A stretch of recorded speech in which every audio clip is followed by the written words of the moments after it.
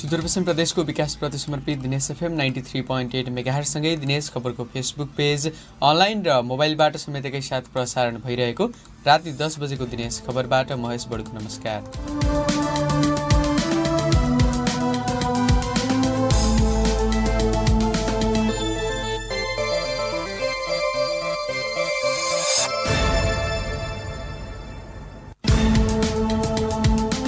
सुरुमा प्रसारणका प्रमुख खबरहरू। कैलालीको पहाडी क्षेत्रसँगै डोटीवासीको सडक सपना 14 वर्षपछि पूरा हुँदै वर्षौंसम्म अलपत्र धनगढी दिपायल द्रुत मार्गको ट्र्याक खुल्यो। सडक सुधारको काम अझै जारी। सुदूरपश्चिममा स्थानीय निर्वाचनका लागि सुरक्षा योजना बनाउन थालियो। अघिल्लो चुनाव दलगत प्रतिस्पर्धा र भौगोलिक अवस्थालाई आधार मान्दै मतदान स्थल वर्गीकरण। कैलालीमा नयाँ नापीपछि जग्गाधनी प्रमाण पूर्जा पाउने सकस भएको सर्वसाधारणको गुनासो। तोकिएको समयमा लाल पूर्जा नलिँदा समस्या भएको मालपोत कार्यालयको तर्क। कञ्चनपुरमा भूत भगाउने भन्दै एकल महिलाको हत्या गरेको आरोप लागेका 7 जना विरुद्ध मुद्दा दायर। विवादास्पद फैसला गर्ने असमका न्यायाधीशको सर्वोच्चमा सरुवा। र कञ्चनपुरको सुरक्षा टोली खटाइएको 1.5 वर्षपछि गौरीफण्डा नाकामा कैलालीको सुरक्षाकर्मी तैनात। 16 वर्षपछि अत्तरिया चोकमा राजा महेन्द्रको शालिग फेरि राखियो। दिनेश खबर अब विस्तारमा। त्रिनगर गौरीफण्डा नाकामा फेरि कैलालीको सुरक्षा टोली खटिएको छ। 2077 भदौदेखि कञ्चनपुरको भूभागमा पर्ने भन्दै डोके बजार क्षेत्र र नाका कञ्चनपुरको सुरक्षा टोली खटिएकोमा फेरि कैलालीको टोलीले ड्युटी गर्न सुरु गरेको हो। सशस्त्र प्रहरी बल नम्बर 35 गण शैलेश्वरीका गणपति एसपी अमरबहादुर ऐरले माथिको आदेश अनुसार नाकाको ड्युटीबाट आफ्नो माथतको टोली फिर्ता बोलाएको बताएका छन्। उनका अनुसार सोमबार बिहान फेरि कञ्चनपुरको टोली तैनात गर्न आग्रह गरिएको थियो, तर दिउँसो फेरि कैलालीको टोलीलाई निरन्तरता दिन भनिएको बताएका छन्। नाका स्थापना भएदेखि नै गौरीफण्डा सुरक्षा दिँदै आएको कैलालीको सुरक्षा टोली कोरोना भाइरसको प्रभावको समयमा 2077 भदौमा फिर्ता भएको थियो।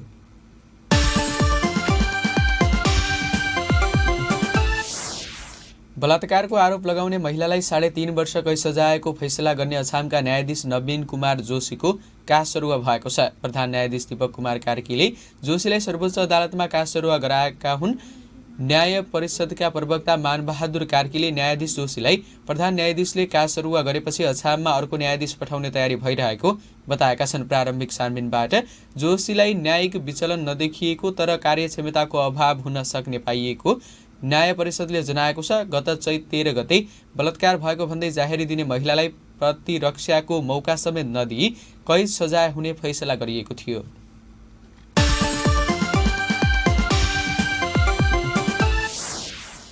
कञ्चनपुरमा भूत भगाउने भन्दै एकल महिलाको हत्या गरेको आरोपमा 7 जना विरुद्ध मुद्दा दायर गरिएको छ। गत बिहीबारबाट बन्धक बनाएर विभिन्न यातना दिँदै महिलाको हत्या गरेको आरोपमा 2 धामीसहित 7 जना विरुद्ध जिल्ला प्रहरी कार्यालय कञ्चनपुरमा मुद्दा दायर भएको हो। पेदकोट नगरपालिका 6 मुसेपानीकी 43 वर्षीय एकल महिला रन्जुला साउदलाई कुटपिट गरी हत्या भएको भन्दै Bhimdatta नगरका Dharmanand Bhatt, Narayan Bhatt, Kamala Saud, Janaki Ghatal, Gauri Saud, Kuber Saud र चक्र साउद विरुद्ध किटानी जाहेरी दिएको कञ्चनपुरका प्रहरी प्रवक्ता चक्रबहादुर शाहले बताएका छन्। पीडित पक्षले कर्तव्य ज्यान अन्तर्गत धामी झाँक्री सहित 7 जनाका नाममा किटानी जाहेरी दिएको उनले बताएका छन्। उनीहरूलाई प्रहरीले पक्राउ गरी अनुसन्धान थालिसकेको छ। प्रधानमन्त्री रोजगार कार्यक्रम अन्तर्गत दैनिक ज्यालादारीमा वडामा काम गर्दै आएकी रन्जुलाको मृत्यु वैशाख 1 गते बिहीबार नै भएको बताइएको छ। उनको शव परीक्षणका लागि महाकाली प्रादेशिक अस्पतालमा राखिएको छ। शव कुहिएकाले विज्ञबाट मात्रै परीक्षण गर्नुपर्ने भन्दै महाकाली प्रादेशिक अस्पतालले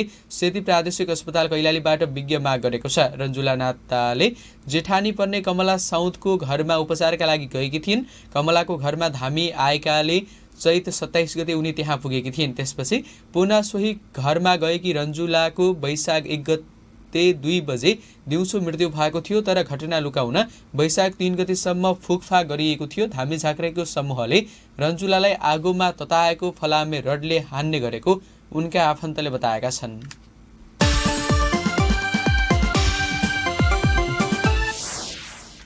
निर्माण सुरु भएको 14 वर्षपछि धनगढी दिपायल द्रुत मार्गको ट्र्याक खुलेको छ। संघीय सरकारले योजना कार्यालय स्थापना गर्दै निर्माण गरिरहेको सडकको ट्र्याक खुलेको हो। कहिले द्रुत मार्ग त कहिले सुरुङ मार्ग भन्दै झुक्क्याएको संघीय सरकारले 14 वर्ष लगाएर खुटियादेखि दिपायलसम्म 85 किलोमिटर ट्र्याक खोलेको हो। सुरुङ मार्गको योजना अगाडि नबढे पनि द्रुत मार्ग अन्तर्गत ट्र्याक खुलेपछि कैलालीको पहाडी क्षेत्र र डोटीबासीको सपना पूरा हुने सङ्केत देखिएको छ। सो क्षेत्रका बासिन्दाले ट्र्याक खुले पनि केही ठाउँमा सडकको अवस्था राम्रो नभएकाले सुधार गर्न माग गरेका छन्। सहकर्मी बिन्दु चन्दको रिपोर्ट। 2065 सालमा धनगढीका केही युवाहरूले विभिन्न संस्थाहरूको सहयोगमा कैलालीको खुटियादेखि दिपायल जोड्ने सडकको सर्वे गरे। धनगढी डडेलधुरा डोटीको सडक भन्दा आधा छोटो हुने देखिएपछि द्रुत मार्गको रूपमा अगाडि बढाउने योजना भयो। उपभोक्ता समिति मार्फत उक्त सडक निर्माण गर्न सम्भव नभएपछि नेपाल सरकारले नै 2066-67बाट वार्षिक नीति तथा कार्यक्रम र त्यसपछि बजेटमा उक्त योजनालाई समावेश गरेको थियो। त्यसयताका अधिकांश वार्षिक नीति कार्यक्रम तथा बजेटमा उक्त योजनाले स्थान पायो, तर कामले भने गति लिन सकेन। तर निर्माण सुरु भएको झण्डै 14 वर्षपछि ट्र्याक खोल्ने काम सकिएको छ। योजना कार्यालयका इन्जिनियर दिनेश रैखोला। ठेक्काको अहिले म्याथ सकिसकेको अवस्था छ। म्याथ थपको लागि निर्माण व्यवसायबाट निवेदन आएको छ। बैंक ग्यारेन्टीहरू पेश नभएको हुनाले फाइल अगाडि गएको छैन र अहिले म्याथ छैन। अब ठेक्का अवधि सम्पन्न भइसकेको अवस्था हो। अहिले ट्र्याक खोल्ने काम पनि लगभग पुरा भइसक्यो। ट्र्याक खुले पनि मोड सुधार र केही ठाउँमा ग्रेडको काम मात्रै बाँकी छ। तर धनगढीदेखि दिपायलसम्म फास्ट ट्र्याक नै भएर गाडी चलाउन मिल्ने गरी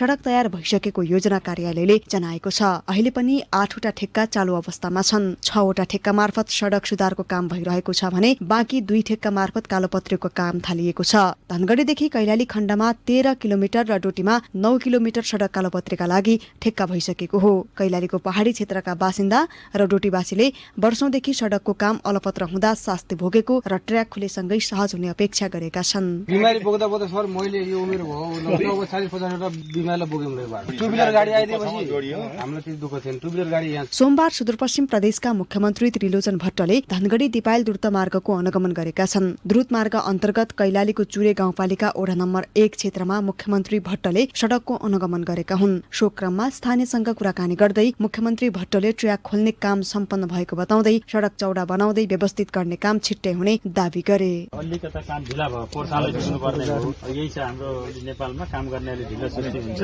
तर अब त्यस्तो हुँदैन। सडक अब त्यहाँ जुडिसकेको छ। त्यसलाई मिलाएर सबै मसिनहरू यहाँ आउँछन् र यसको ग्रेड सहित चौडा हुँदै जान्छ। दिपायल पुग्नको लागि पनि सबभन्दा छोटो हुने भयो। यहाँ बीचमा बसेका बस्तीहरू सुविधा हुने भयो। ट्र्याक खुलेसँगै कैलाली र डोटीमा द्रुत मार्गको सपना बुन्दै बनाएका बगैँचामा फलेका कृषि उपजले बजार पाउने अपेक्षा पनि गरिएको छ। दिनेश खबरका लागि बिन्दुचन्द, धनगढी। कैलालीको गोदावरी नगरपालिका स्थित अतरिया चोकमा 16 वर्षपछि पुनः राजा महेन्द्रनगरको शालिग राखिएको छ। सोमबार एक समारोहका बीच महेन्द्र राजमार्गको चिसापानी गड्डा चौकी सडक खण्डमा पर्ने अतरिया चोकमा शालिग अनावरण गरिएको हो। गत असोजमा स्थानीय युवा व्यवसायी हरिदत्त भट्टराईको संयोजकत्वमा शालिग पुनर्स्थापना गर्न नागरिक समिति गठन गरिएको थियो। त्यो समितिले 2062-63 को आन्दोलनपछि तोडफोड गरिएको राजा महेन्द्रको शालिग पुनः अतरिया चोकमा राख्ने र इतिहासको जगेर्ना गर्ने उद्घोष गरेको थियो। सर्वसाधारणको तर्फबाट आर्थिक सहयोग सङ्कलन गरेर 15 लाखको लागतमा शालिग निर्माण गरिएको संयोजक हरिदत्त भट्टराईले बताएका छन्। सोमबार बाजागाजा सहितको झाँकीले अतरिया बजार परिक्रमा गरेर मङ्गल ध्वनि सहित शालिग अनावरण गरेको थियो। निरञ्जनी अखाडाका मठाधीश लोमस गिरिजी महाराजले शालिगको अनावरण गरेका थिए भने राष्ट्रिय प्रजातन्त्र पार्टीका नेता तथा पूर्व अर्थमन्त्री डाक्टर प्रकाश चन्द्र लोहनी, प्रदेश अध्यक्ष धर्मराज जोशी लगायत स्थानीय व्यवसायी र युवाको उल्लेख्य उपस्थिति रहेको थियो।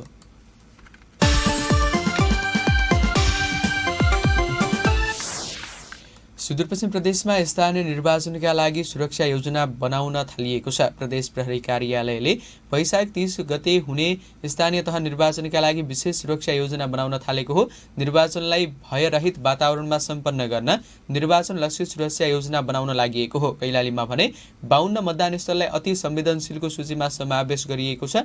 जिल्लाका 13वटै स्थानीय तहमा मतदान केन्द्र र मतदान स्थलको सुरक्षा योजना तयार भइसकेको छ। सहकर्मी वीरेन्द्र भट्टको रिपोर्ट।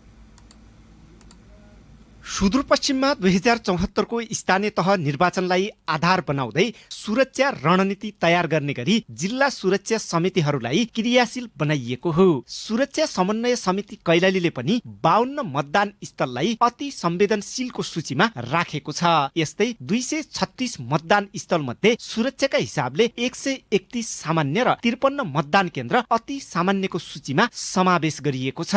विगतका निर्वाचनमा भएका घटना, दलहरूको प्रतिस्पर्धा, भौगोलिक अवस्था लगायतलाई आधार बनाई मतदान स्थलको वर्गीकरण गरिएको हो। मतदान स्थलको अवस्थाका आधारमा सुरक्षा व्यवस्था मिलाइएको छ।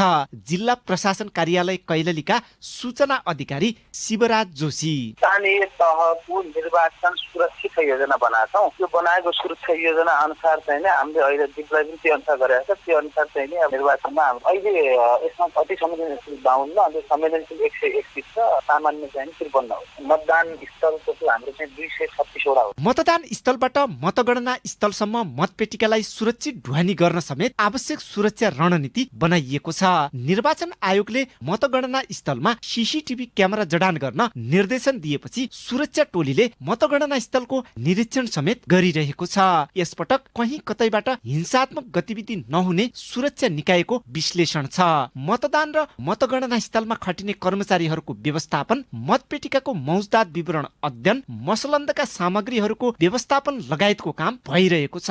कैलालीका सहायक प्रमुख जिल्ला अधिकारी यज्ञराज जोशी, अति संवेदनशील सामान्य गरेर 3 भागले हाम्रो जिल्ला सुरक्षा योजना स्थानीय निर्वाचन 2000 सुरक्षा व्यवस्थापन परिचालन गर्ने छ। यस्तै बन्दोबस्ती सामग्रीहरू, सवारी साधन, हात हतियार, गोलीगट्ठा, सञ्चार सेट लगायत सुरक्षा उपकरणको व्यवस्थापन प्रक्रिया पनि अघि बढिसकेको छ। निर्वाचन सुरक्षा व्यवस्थापनमा राज्यका 4वटै सुरक्षा निकाय, नेपाल प्रहरी, सशस्त्र प्रहरी बल, राष्ट्रिय अनुसन्धान विभाग र नेपाली सेना परिचालन गरिनेछ। यस्तै म्यादी प्रहरीको भर्ना पनि भइसकेको छ। निर्वाचन सुरक्षामा मतदान स्थल सुरक्षाको पहिलो घेरामा प्रहरी, त्यसपछि म्यादी प्रहरी, सशस्त्र प्रहरी र सेनालाई राखिनेछ। निर्वाचन लक्षित विशेष सुरक्षा योजना सुदूरपश्चिम प्रदेश प्रहरी कार्यालयले तयार पारेर 1-2 दिनभित्र सार्वजनिक गरिने बताउँदै प्रदेश प्रहरी प्रवक्ता प्रहरी वरिष्ठ उपरीक्षक भोला बहादुर राउल, अब केही दिनमा चाहिँ यो सार्वजनिक हुन्छ हाम्रो सुरक्षा योजना बनाउँदैछ, जिल्ला आधारमा बनाउँदैछ। कैलालीमा मतदान स्थल 236 तथा 619 मतदान केन्द्र तोकिएको छ। जिल्लाका 13वटै स्थानीय तहमा गरी 5,25,125 मतदाता छन्। दिनेश खबरका लागि वीरेन्द्र भट्ट, धनगढी।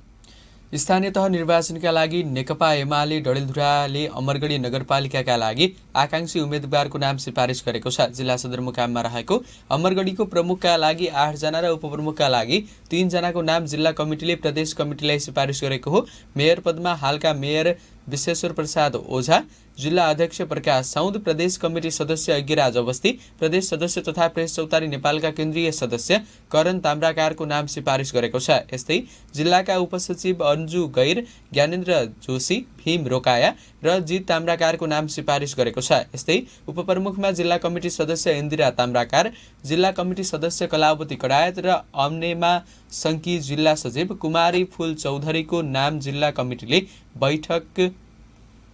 कमिटीको बैठकले प्रदेश कमिटीलाई सिफारिस गरेको नेकपा एमाले डडेलधुराले जनाएको छ। गत निर्वाचनमा अमरगढीमा नेकपा एमालेबाटै नगर प्रमुख र उपप्रमुख विजयी भएका थिए।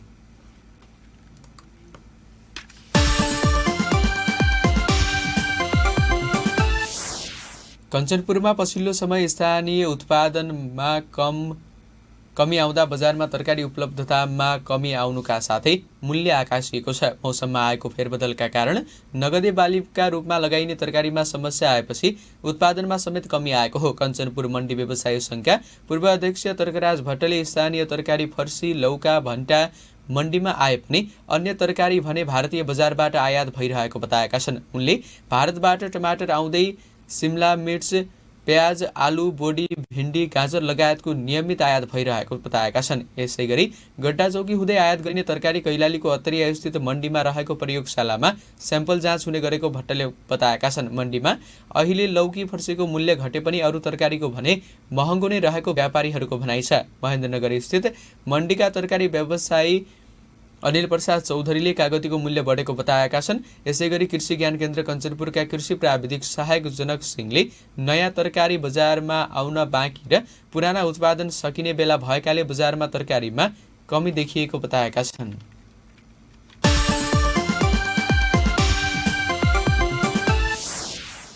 धनगढीमा एक बालिकामाथि यौन दुर्व्यवहार गरेको आरोपमा 51 वर्षीय पुरुष पक्राउ परेका छन्। जिल्ला प्रहरी कार्यालय कैलालीका अनुसार उपमहानगरपालिका 4 की 11 वर्षीय बालिकालाई यौन दुर्व्यवहार गरेको आरोपमा 51 वर्षीय पुरुषलाई पक्राउ गरिएको प्रहरी नायब उपरीक्षक वेदप्रकाश जोशीले बताएका छन्। उनीमाथि अदालतबाट म्याद थप गरी अनुसन्धान थालिएको प्रवक्ता जोशीले बताएका छन्। उता बझाङमा करेन्ट लागेर एक युवकको मृत्यु भएको छ। जिल्लाको बुङ्गल नगरपालिका 8 जसपाला बस्ने 24 वर्षीय राजन बोहराको मृत्यु भएको बताइएको छ। सोही ठाउँ स्थित सानीगाड लघु जलविद्युत आयोजनाबाट उत्पादित भई सञ्चालनमा आएको विद्युत लाइन बिग्रिन गई मर्मत गर्ने क्रममा करेन्ट लाग्दा उनको मृत्यु भएको थियो। प्रहरीले घटना सम्बन्धमा थप अनुसन्धान गरिरहेको जनाएको छ।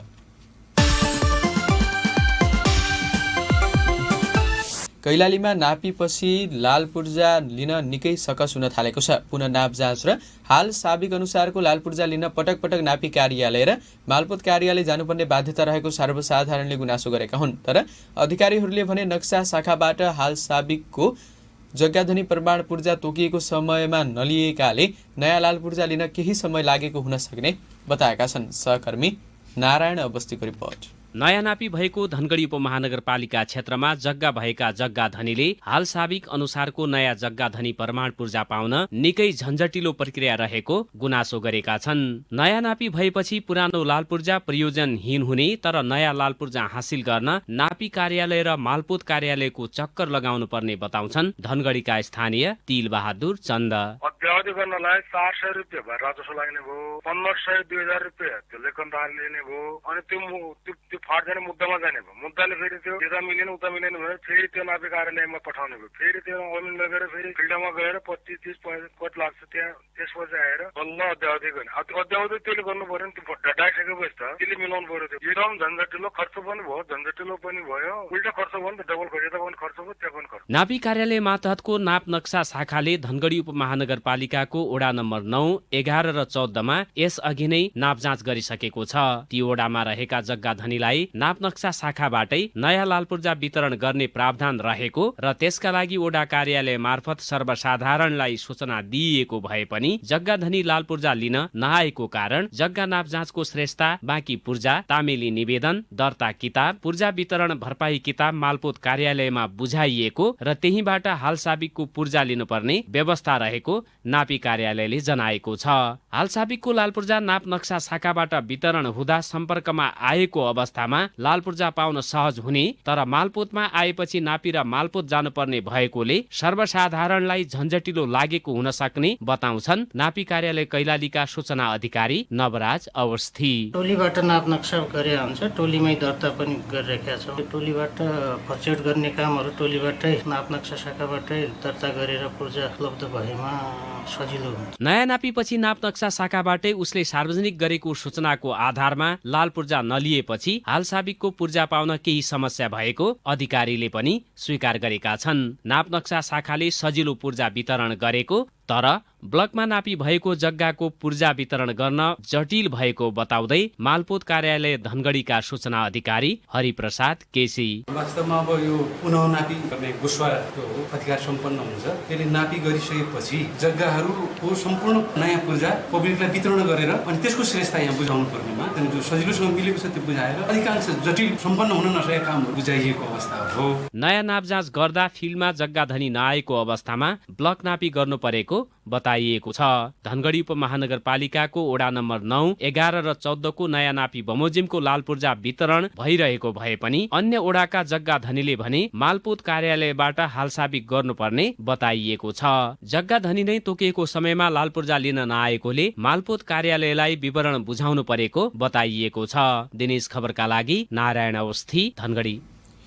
सुदूरपश्चिममा चुनावी गठबन्धन गर्ने सहमति भए पनि भागबण्डामा आधिकारिक निर्णय हुन सकेको छैन। वैशाख 30 गते हुने स्थानीय तहको निर्वाचनका लागि 5 दलको गठबन्धन हुने भनिए पनि आधिकारिक रूपमा भागबण्डा हुन नसकेको हो। 88 वटा स्थानीय तह रहेको कैलालीमा फरक फरक दलका आआफ्नै दाबी छन्। यसै विषयमा सहकर्मी रोशन भट्टले माओवादी केन्द्र सुदूरपश्चिम प्रदेशका अध्यक्ष हरिराम चौधरी उत्सवसँग कुराकानी गरेका छन्। सुदूरपश्चिममा गठबन्धनको बारेमा चाहिँ अहिले हाम्रो बीचमा चाहिँ अनौपचारिक भेटघाटहरू छलफलहरू भइरहेको। खास गरी तपाईको पार्टी लगायत गठबन्धनमा संलग्न पार्टीहरू विभिन्न पटक बैठकमा बसिसकेका छन्, छलफलमा बसिसके, तर पनि अहिलेसम्म आधिकारिक निर्णय आउन सकेको छैन। किन ढिलाइ भइरहेको हो? ढिलाइ हुनुको कारण चाहिँ अब सबैजनाको अब पहिलो कुरा संख्याको कुरा हो। 28 वटा स्थानीय तहमा कांग्रेसले कति लिने, माओवादीले कति लिने, समाजवादीले कति लिने, अन्य दलहरूले साना दलले कति लिने भन्ने कुरा नै त्यहाँ चाहिँ संख्यात्मक दाबीमा पनि समस्या। त्यसपछि गएर संख्यात्मक दाबी सँगसँगै पालिकाहरूमा पनि कुन पालिका कसले लिँदाखेरि चाहिँ सजिलो गरी जित्न सकिन्छ, यी कुराहरूमा चाहिँ कुरा नमिलिरहेको। यसमा यो कुरालाई हामी मिलाउनुको लागि छलफलमा छौँ। अहिलेसम्मको छलफललाई आकलन गर्दाखेरि कसले कति पाउने सम्भावना छ? सुदूरपश्चिममा कसरी बाँडफाँड गर्नुहुन्छ? छलफलको नजिक छौँ, सहमतिको नजिकतिरबाट हामी छलफल चलाइरहेका छौँ। गठबन्धन हुनुपर्छ भन्ने कुराको बारेमा चाहिँ अब हामी सबै दलहरू चाहिँ गठबन्धनका दलहरू चाहिँ हामी सहमतिको वरिपरि छौँ। अब अहिले विशेष गरेर चाहिँ कांग्रेसको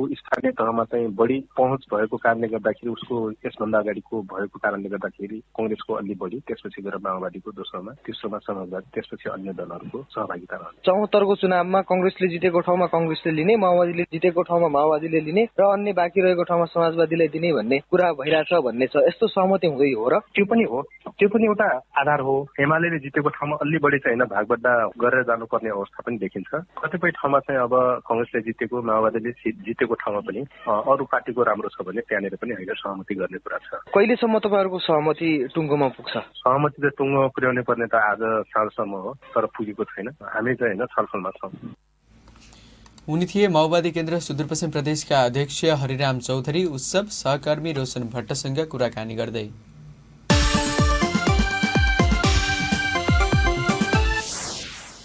र राष्ट्रिय प्रजातन्त्र पार्टीले आगामी स्थानीय तह निर्वाचनमा कैलालीको घोडाघोडी नगरपालिकाका लागि उम्मेद्वारको टुङ्गो लगाएको छ। राप्रपाबाट घोडाघोडी नगरपालिका प्रमुखमा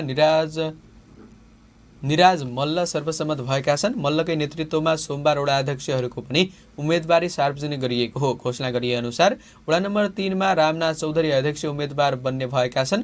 4 नम्बरको अध्यक्षमा बमबहादुर बुढा, 5 को अध्यक्षमा देवबहादुर नेगी, 10 को अध्यक्षमा सुरेश कुमार कडायत, 11 को वडा अध्यक्षमा नवीन प्रकाश उपाध्याय र 12 को अध्यक्षमा डेभिड कठरिया उम्मेद्वार हुने भएका छन्। प्रसारणको अन्त्यमा प्रमुख खबरका शीर्षकहरू पुनः एकपटक। कैलालीको पहाडी क्षेत्रसँगै डोटीबासीको सडक सपना 14 वर्षपछि पूरा हुँदै वर्षौंसम्म अल्पत्र धनगढी दिपायल द्रुत मार्गको ट्र्याक खुल्यो। सडक सुधारको काम अझै जारी। सुदूरपश्चिममा स्थानीय निर्वाचनका लागि सुरक्षा योजना बनाउन थालियो। अघिल्लो चुनाव दलगत प्रतिस्पर्धा र भौगोलिक अवस्थालाई आधार मान्दै मतदान स्थल वर्गीकरण। कैलालीमा नयाँ नापेपछि जग्गाधनी प्रमाण पूर्जा पाउने सकस भएको सर्वसाधारणको गुनासो। तोकिएको समयमा लाल पूर्जा नलिँदा समस्या भएको मालपोत कार्यालयको तर्क। कञ्चनपुरमा भूत भगाउने भन्दै एकल महिलाको हत्या गरेको आरोपमा 7 जना विरुद्ध मुद्दा दायर। विवादास्पद फैसला गर्ने अछामका न्यायाधीशको सर्वोच्चमा सरुवा।